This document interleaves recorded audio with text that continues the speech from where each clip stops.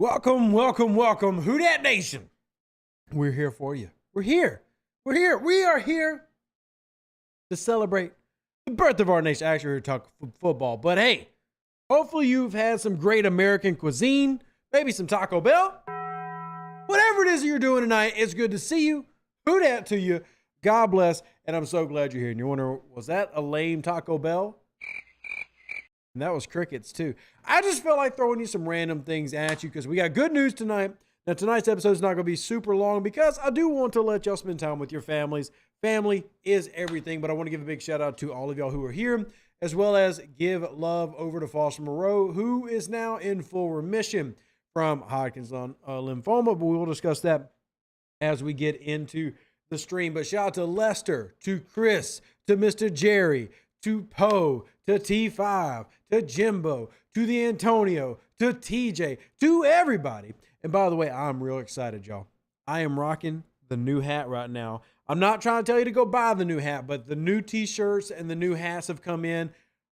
And y'all, I promise, y'all can buy them or not. But I'm so excited for the season now because I've got my merch on. I've got the Saints rocking right now. And I am in a good freaking mood, man. It is Who Dat, and it is God bless. Full moves. Randy, you see you still, Bill, Jimbo, Kevin. Everybody come on in. So let's talk about the positive news right now. Foster Moreau posted yesterday evening. And it says, after a few tumultuous months, I've been blessed with the news that I am in full remissions from Hodgkins lymphoma. I'm so grateful to everyone who reached out to offer their love and support. Our prayers were answered. From here, I will continue to live my life as God intended. Now, this is straight from the man himself. So you now have a Foster Moreau who is young, cancer-free, on a $4 million a year, 3-year deal, mixing it in with Juwan Johnson and Taysom Hill. Now, we had an episode a couple weeks ago. We really kind of dove in and talked about what I believe is one of the most underrated units New Orleans has compared to the rest of the league, and honestly, just in the league in general, is the tight end room. Because I feel like there's established quality there. There's touchdowns, there's yards, there's experience, and there's still youth enough to result in it being, in my opinion, a successful group. I think that you're going to have that. I hope you're going to have that. We'll see if you're going to have that. But man, this was step number one. And, you know, when we have this diagnosis, for one, we throw shade or tend to throw shade at the medical team, the New Orleans Saints, quite a bit. And let's not lie, chat, we do. And I will also say, I think we have reason to, right? And can most people agree that we usually have reason to throw a little bit of shade at the team? I just feel like the medicals that New Orleans has to deal with is just not normal. We don't typically see that from everybody else. It just seems a little bit odd, right? Right.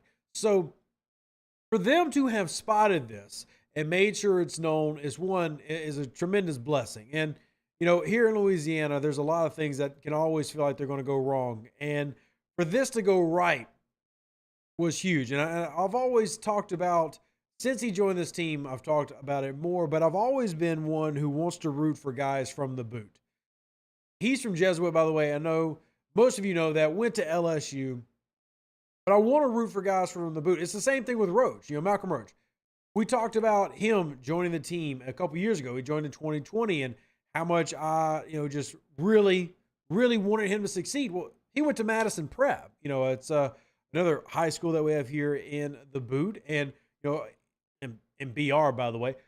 And I love when our people are successful, when we as a community are successful in great things and little things. So there's definitely that need, that nature in me to want to root for Foster. And then, even though I do tend to have issues with why the Saints seem to be just so injured compared to other teams around the league and all these different things that happen, and I think they're very legit concerns, I'm also excited that they found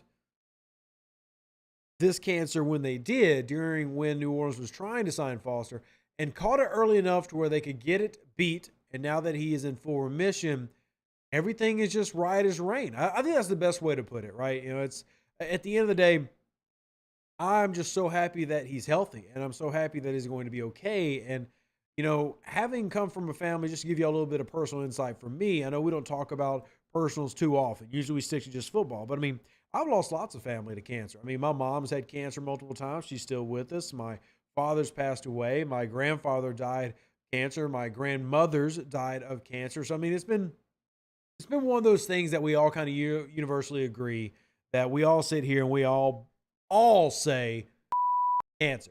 We all do, right? We all absolutely hate cancer, what it represents. So anytime we see a guy having this type of, bounce back, because that's what I'm going to call it. I realize that he didn't miss any time. And I realize that even when we talk of Foster Moreau, we're not talking about someone that is a star player. Now, I do hope that he develops into more, and he is still young enough to maybe do that. He's only 26, but this was a roller coaster of an offseason for him, so to speak. Now, for those who don't know what that is, Hodgkins lymphoma is a type of blood and immune system cancer, and thankfully that has now been dealt with, and now he's in full remission. We can try to project what he can do. Now, if y'all aren't in our Discord, I know not everybody uses the Discord. I know a lot of people listen back through. We've stated there's a contest that we're going to run about Derek Carr's results. So who can predict the best Derek Carr result? We're going to give away a t-shirt for that. I think that we should also, in honor of Foster Moreau doing that, we should organize something. And my thought is maybe, and we'll talk to some of the people in our chat, some of our loyal listeners and everything. Maybe we should do something like sell 5 t-shirts or something and then give all the proceeds from that to maybe some cancer research here in the boot. I mean, just to celebrate something like that. Maybe not necessarily just trying to give something away for,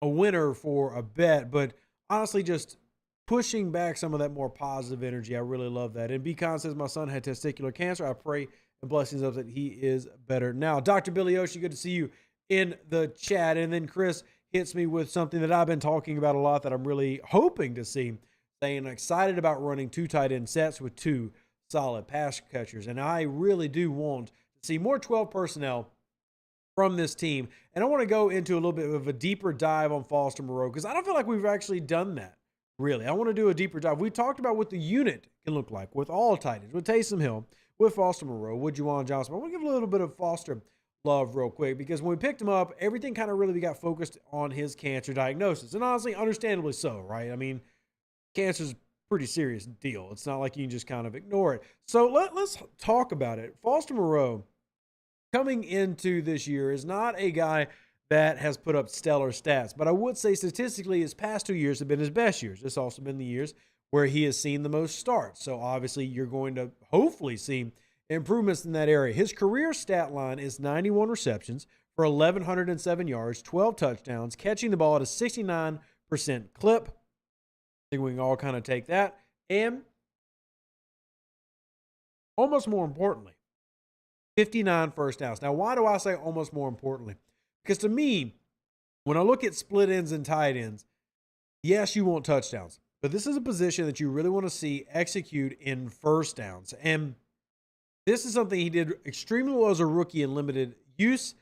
Then he's done pretty well in the past couple years as well. In fact, he was much better at it last year than he was the year before. Now, keep in mind that when he was playing with Vegas last year, at no point in his career has he ever been the main option.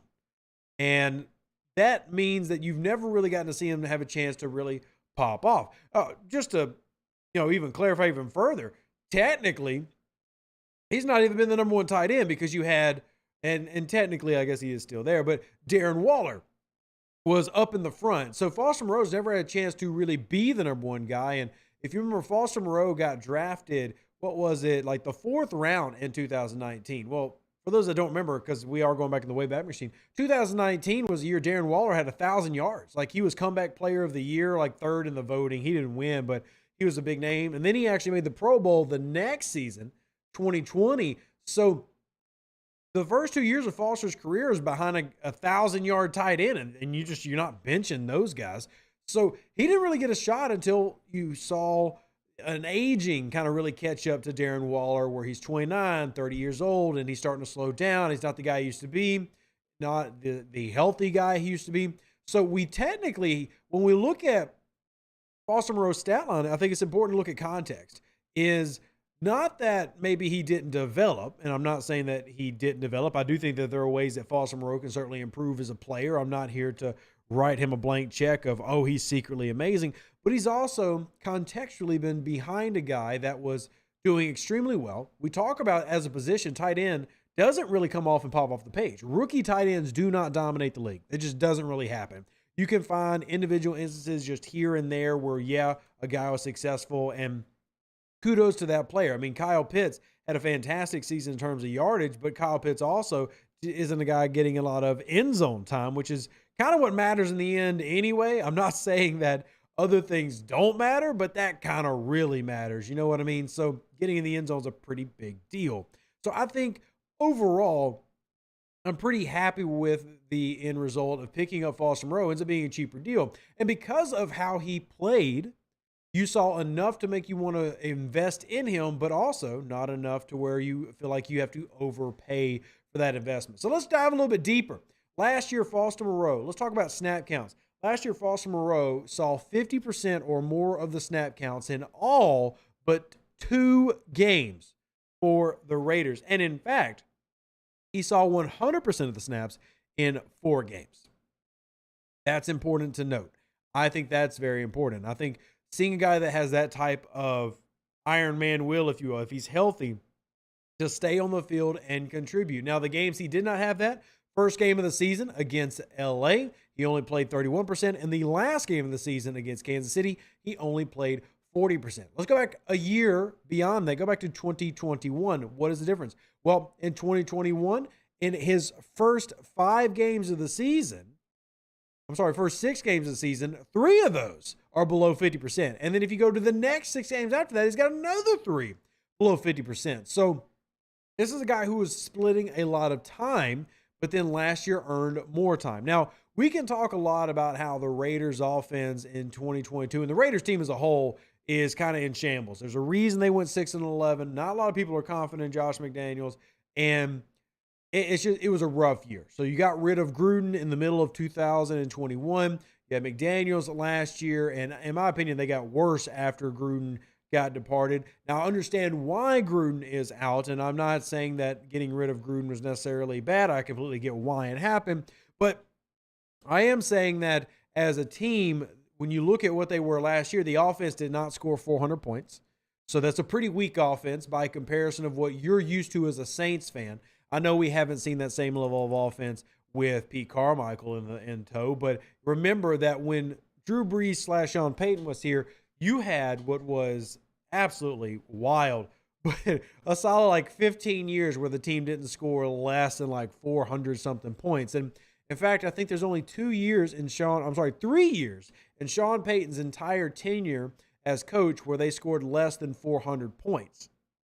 There's never a year where they scored as few points as the team did last year. Last year, New Orleans scored 330 points. We talk about the struggles that Vegas had. They still scored 395 points. So still did significantly better than New Orleans did. So all of this, I'm saying all these different numbers to say that Foster Moreau is a player that when we talk about development, his first 2 years behind an entrenched starter. So he really didn't have an opportunity to work into that type of development range until the past 2 years. And in that time, he went from being a guy who saw a lot of snaps, but still had games and elements where they took him out. And then last year, he was the guy.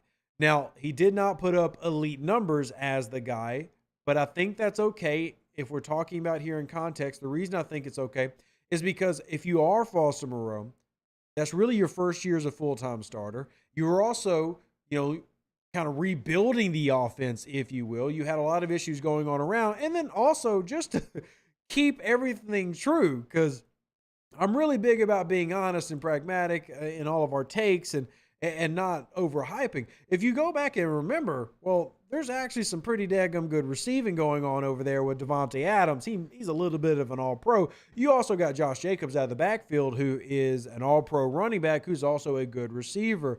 You have Matt Collins, who is a pretty solid number 2. I wouldn't say Matt Collins is an elite receiver, but I would say that last year he was a solid number 2 for the team. And then you had Foster Moreau, which was your 3rd leading receiver in terms of yards.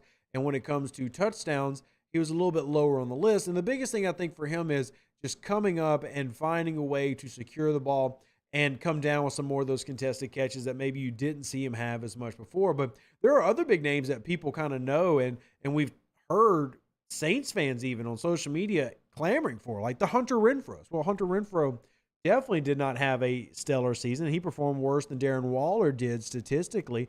And Hunter Renfrow had that 1 year where he popped off as a Pro Bowler back in 2021. Now, I'm not saying Hunter Renfrow is a bad player. That's not what I'm saying at all. But I'm just saying that there is, this big argument for this 5'10", 180-pound guy that he popped off and really, and this is probably going to kind of blow your minds if you don't already know this. Hunter Renfrow's been in the league, 4 years now? How many, if you had to venture to guess, 100-yard receiving games would you think Hunter Renfrow had? Well, the correct answer is 5 in his entire career. 3 of them came within a 4-game span. That's a wild statistic. And again, I'm not just trying to say that he's bad, but you had like November 25th, he did it against Dallas. December 12th, he did it against Kansas City. And then it was December 5th, he did it against Washington. So you had like this 3-week span where he just like popped off, but he's never really been that guy. He's just been part of a group. And that's kind of what I'm saying with Foster Moreau. He's been part of a group that he's slowly ascending and becoming better. And I think that if you look at the trend, New Orleans is catching Foster Moreau on the upswing. Darren Waller was moving out of his way. You're now taking him from a tight end room that was full, and you are putting around really good players. Like, let's have no doubt, I believe in Chris Olave. I think Rashid Shaheed is going to be a fantastic, volume slot guy. I also think that if we look over into the tight end room, you got Juwan Johnson, who's a legitimate player. And just to continue to name off guys who I think deserve having their names named off, you've got Alvin Kamara. You've got a running back room led by Kamara and company that are absolutely fantastic, who can receive the ball out of the backfield. So all these things, all these multitude things mean that maybe statistically you're not going to see Foster Moreau have ridiculous numbers. But what I do think happens, talking about Foster Moreau here, I do think he has an opportunity to have more of an effect now. And I think that the box score that you can tend to see when you look at it, you might see it and maybe not believe as much as you should. Maybe you have a little bit more concern of, okay, is he really as good as is being made out to be, or is it more of a fool's gold situation? And I don't think it's a fool's gold situation. I think this is a legitimate player. I think this is a legitimate up-and-coming. I think that even though I don't expect him to be a 1,000-yard tight end, I don't think New Orleans needs him to be either. And I'm very curious to see what you think as a chat. I don't think you need Foster Moreau. And I truly don't believe this. I don't think you need him to be a 1,000 tight end or 1,000-yard tight end. I think you need him to be a 500 to 600-yard tight end who gets 3 to 4 touchdowns, preferably 5 to 6 touchdowns. And if he does that, and you're assuming everybody else is working their role and doing their role as they should be, you're talking about this team winning a lot of football games. Now, when we rattle off these stat lines, I at least never meant to say that this one player is going to be the difference and he's going to make all of our dreams come true. But when I say these things, what I'm really trying to come at from, in terms of the angle I'm trying to come at from, is if you talk about realistic expectations, if Foster Moreau hits his realistic expectations, if Chris Olave hits his realistic expectations, if Derek Carr hits his realistic expectations, not even like what they could mostly do, like not at the top of their game, if they could simply hit realistic expectations, the New Orleans Saints are going to win the division. And I know that maybe you can make that argument for just about anybody, but I would be hard-pressed to go talent for talent, team to team, and say that the New Orleans Saints are not the best team in the NFC South. And I did start all this with Foster Moreau, but I think it's a good opportunity to take a look around and say, who does have the better team position by position? Let's compare the Carolina Panthers with the New Orleans Saints. How about that? Starting wide receivers. Michael Thomas, Chris Olave, Rashid Shaheed. That's your New Orleans Saints. Over on Carolina side, Terrace Marshall Jr., who I actually really do like. DJ Shark, who has not really ever lived up to what a lot of people wanted him to be. Talking about shouting another guy, who went to LSU in the boot. I think a lot of that is injury. And then Adam Thielen, who's clearly declined and is at the end of his career. But that's a solid core. But I personally would still take the New Orleans Saints core. You can argue that Adam Thielen and Michael Thomas are kind of a wash in comparison, but I would much rather have Chris Olave and Rashid Shaheed than Terrace Marshall and DJ Shark. Let's keep moving. Offensive line, Trevor Penning, Andres Pede, Eric McCoy, Cesar Ruiz, Ryan Ramczyk versus Hakeem Ekwonu. I'll go ahead and be honest. I'd rather have Ekwonu at my left tackle. But Brady Christensen, Bradley Bozeman, Austin Corbett, and Taylor Moton. I still would rather have most of the New Orleans Saints offensive line, but I would definitely rather have Ekwonu than Trevor Penning as of what we believe we know right now. But that's okay. Moving into the tight end room. Their tight end room is Hayden Hurst, Ian Thomas, and Tommy Tremble. I don't believe in any of those guys. If you do, let me know in the comments. Say, hey, I think you're underselling Hayden Hurst, or hey, I think you're underselling Tommy Tremble. No, nobody's underselling Tommy Tremble. I think that Hayden Hurst is solid. I do, but I don't think Hayden Hurst is great, and he's also going to be 30 years old this year. He's towards the end of his career. He's a solid veteran, but is he amazing? No. And then the other one is going to be Ian Thomas. Now, different people might have different opinions about Ian Thomas. I think Ian Thomas is very similar to me to Foster Moreau in terms of expectation. They're both fourth-round picks. But I would say that Foster Moreau is a far better player, and Ian Thomas has never panned out as a high-end player. And yeah, he's just now had his first 2 years as a starter, but he's going to be 27 this year, has played 5 years in the league. And I think if he was going to show something, he would have shown it. He has never had a single season with more than 2 touchdowns. He hasn't had a touchdown since 2020, and his best statistical year was as a rookie. So I feel like the Saints are a better skilled team so far. Maybe y'all are with me. We'll check comments in a second. Quarterback situation. You got rookie Bryce Young and Andy Dalton. Andy Dalton still thinks he's a starter. We'll see how that works out. I would rather have Derek Carr than rookie Bryce Young, though I'm very interested in Bryce Young, and I'm not trying to slander him. I do want to see what he develops into, but I'd rather have Derek Carr. Then in the running back room, I don't even think this is a competition, but if you do, let's talk about it. Alvin Kamara, Jamal Williams, Kendra Miller. I'll take that over Miles Sanders, Chuba Hubbard, and Raheem Blackshear. Again, not meant to be disrespectful. I think Miles Sanders was low-key one of the best signings of the offseason. He's still young. He's still really good. And he's coming off his best year as a pro. But I still don't think that him alone is better than the entire group that the New Orleans Saints has offensively. Let's go down to the defensive side.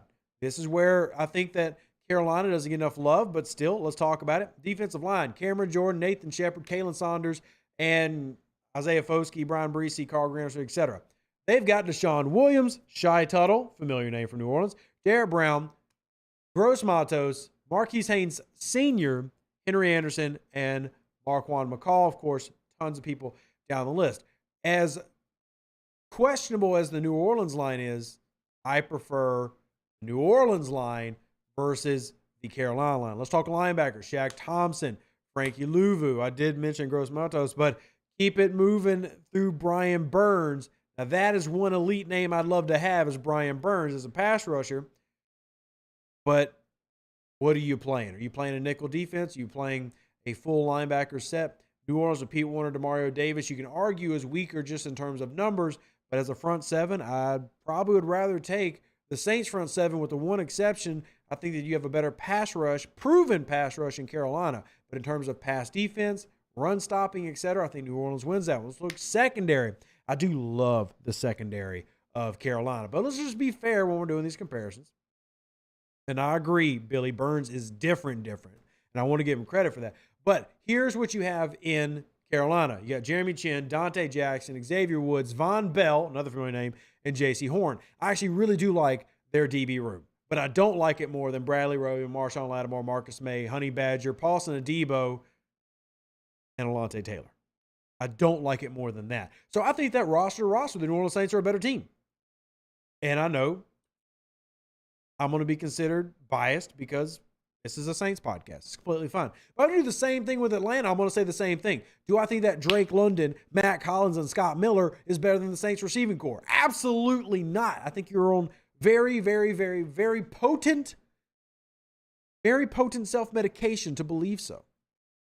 The offensive line of Atlanta has improved, but I still would not take it over the New Orleans offensive line. Kyle Pitts, as an individual, is insanely talented, but is he better than Foster Moreau, Juwan Johnson, Taysom Hill as a group when it comes to pass blocking, run blocking, and receiving? No, but Kyle Pitts is individually better than them as a tight end. Sure. But quarterback, would I rather have Desmond Ridder or Derek Carr? I'd rather have Derek Carr, my personal opinion. Now, I am very scared of the throwback style running back who I think is making a comeback in Robinson. He is freaking scary. But as a whole, between Cordarrelle Patterson, Algier, and Robinson, that is a group that I think goes toe-to-toe with New Orleans, but not as receivers, just bludgeon you to death. They've got some sledgehammers. And that, look, credit to the sledgehammers. Atlanta has the potential to just absolutely run the ever-loving crap out of anybody. It's some scary sledgehammers. But at the same time, I don't believe in 2023 that sledgehammers win Super Bowls. I still don't. I do think that you see Atlanta kind of getting ahead of the curve, and I respect them for it. Still don't feel like that their offense is better than New Orleans as a whole. Let's talk about defense. You got David Onyemata, Calais Campbell, Grady Jarrett, Bud Dupree. You have a bunch of people on their line that are old, outdated has-beens. No offense, just is. I love Calais Campbell. I don't expect Calais Campbell to be what he was 5 years ago. Grady Jarrett has been one of the most underrated players in the NFL for years. And yeah, I'm saying that about an Atlanta Falcon. But he also is getting on up there. Now, do I think that Grady Jarrett is falling off? No, I still think Grady Jarrett is really good. But Grady Jarrett's 30 years old. If you think that Grady Jarrett's going to continue to be a premier 3-tech in the NFL, he's not. Calais Campbell is old. David Onyemata is getting older. He is not a premier name. You're talking about a team over there defensively for Atlanta that is an old team. You look at their starters. This is a team that's got like ages 28, 29. This is an older team. Look at their linebacker room between Bud Dupree, Caden Ellis, Troy Anderson, Lorenzo Carter. I'm not saying these guys are bad. I'm just simply saying that this is not a young, talented team. This is a team of solid veterans who maybe contribute well as a whole, but I think their youngest player is Troy. Is he? Yeah, I think it's Troy Anderson. And he's like 25 years old. You know, Caden Ellis, we forget about it. Caden Ellis is 28 years old. Bud Dupree's been in the league for forever. He's 31. And then you go look at their DB room.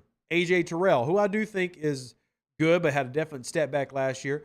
Richie Grant, Jesse Bates III. I love Jesse Bates III. Jeff Okudah, Mike Hughes. But let's talk about those guys. Again, Jesse Bates to me is the best person in that secondary. I've loved Jesse Bates for a long time. I think he's solid. Mike Hughes has never really been what people thought Mike Hughes was going to be. And then Richie Grant, I'm hit or miss on him. I think Grant's good. I don't think he's one of the better strong safeties in the league, but I think he's good. But I don't think as a group they're better than New Orleans. And then finally, you could have to go to Tampa Bay. And I don't know if Tampa Bay is really a team we need to do this about, but we know that Tampa is a team that's full of old veterans that sold out to win Super Bowls with Tom Brady. It worked. Can't fault them for it, but they're completely done now. Like they are barbecue chicken. Maybe it works out, but Baker Mayfield and Kyle Trask are their current leading guys. And then they have a lot of veterans who cost a butt ton of money and then a whole bunch of nobody left. I think roster to roster, the New Orleans Saints are the best team in the South. That doesn't mean they're going to win it. I just think they have the best chance to win it. They should win it. They should. They absolutely should. But the only team that, quote unquote, scares me of this entire list is probably Atlanta. And that's only because veterans tend to produce. You know, Carolina's a maybe. And to me, Tampa is a no. But I'm worried about Atlanta's sledgehammers. And I'm worried about Atlanta having some very good defensive veterans. Carolina's also got that same thing. Y'all know me, and I've always been like this, so it's not like I'm flipping the script. I've always been kind of sketch on trusting in rookie quarterbacks, right? It doesn't mean I think that Bryce is going to be bad. I'm not hating on him at all. I'm not going to just go all in on a rookie quarterback and say you're going to win the division. I can't. I do still respect what they have there. But you look at what they've built in Atlanta, and even though I don't believe Atlanta is a serious contender for playoffs/Super Bowl, I do think that they have the pieces to be damaging to a lot of teams in the league. Like they can truly hurt almost any team they decide to hurt. That's just my opinion when I look at them. So all of that kind of wrapped into a bun and served with some barbecue sauce and some mayonnaise, I think that the New Orleans Saints are the best team. I do think that Atlanta is a team that can beat them because Atlanta is building a team to beat the New Orleans Saints. The way that they're going for that power run, the big blockers, they're trying to really go heavy on offense, and the way that their defense has tried to include some very good veterans. They're the team that I think could beat New Orleans, even though I don't think that they're the winner of the. Does that make sense? I don't fear them as like a Super Bowl contender, but I feel like they could beat New Orleans. They got to be careful for that. Got to be careful for that. So I see all this and I go, this team, New Orleans, should win. But at the same time, they're definitely going to have to play hard to win their division. And that's why I like the signings of Foster Moreau. That's why I like what New Orleans has done to address basically every position they can address. Now, here's what I'm going to say to y'all. We've been streaming for 30 minutes. We've been having a great show. But it is the 4th of July. It's a holiday. And I want y'all to go spend time with your family. It's the middle of July. It's the middle of hotness. Oh my gosh, it's so damn warm outside. But I do want y'all to spend some time with your family. We're going to have the show about halftime tonight. And I want y'all to go spend some time, hug your loved ones, appreciate them. And the reason I'm getting a little sentimental there is the Foster Moreau remission is a great thing. And I'm so happy for him. At the same time, every single one of us in this chat, every single one of us in this show, if you're listening to this live after, we've all been affected by cancer in some way or another. So just go appreciate who you have. While you got them, make sure you appreciate them. And I say that with all sincerity and all love. So we're going to wrap up the show a little early so y'all can have time to spend some time with your families. I appreciate all of y'all spending time with me. It means the world to me that y'all would come spend Tuesdays and Thursday nights and after shows with me. It means a lot. Go spend some time with your family. Give that love out. And I will see y'all Thursday night. I love y'all. Who dat? God bless. We will catch you Thursday. Deuces, that's me. Appreciate every single one of you. Y'all go live a great life. Well, it sounds like we're done forever. We'll be back Thursday.